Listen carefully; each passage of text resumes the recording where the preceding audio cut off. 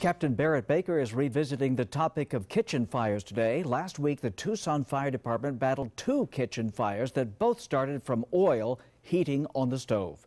In this week's No Bad Days with Barrett, we're making sure you get to the dinner table on time.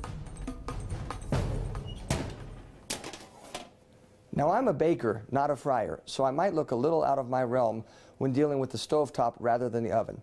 But this week is our 20th episode of No Bad Days with Barrett, and this is going to be our first repeat topic. And why? Because last week alone, we had 2 kitchen fires that took place after the simple act of warming up oil. 3's a crowd. We don't want it to happen to you, so we're going to cover a couple safety tips to make sure that your food is the only thing that warms up.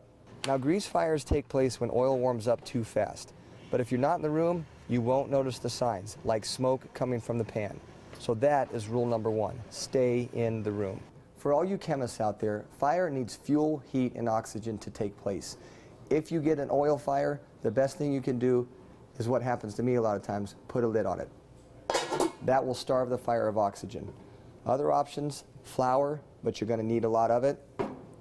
But what never to do, don't use water to try to put out a grease fire. Just drink it instead. Number 3, if there is a fire, don't touch. Turn off the heat and leave the pot in place.